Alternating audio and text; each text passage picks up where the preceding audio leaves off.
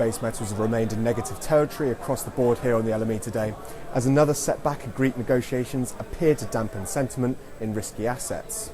Copper fell to its lowest for 3 months, and aluminium sagged to its lowest level since about 14 months ago, and lead and zinc both slipped to 2.5-month lows. Despite another meeting in Brussels over the weekend, a deal on Greece has still not been reached.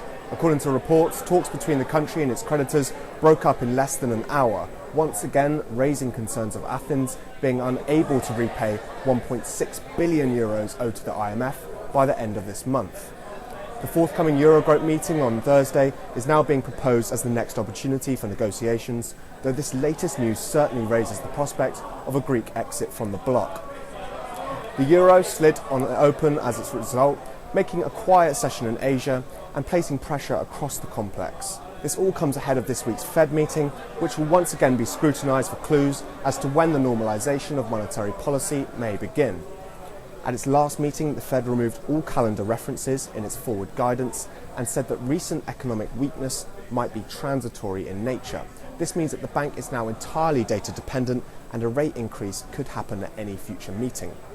Now, the current consensus is that that first increase will take place in September, but data so far for the second quarter suggests a rebound that may sway the Fed into altering the language.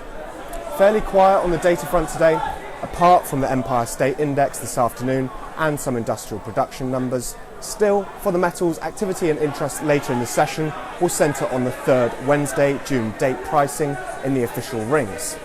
Copper traded as low as $5,793 per tonne, being traded behind me right now, and aluminium tested $1,700.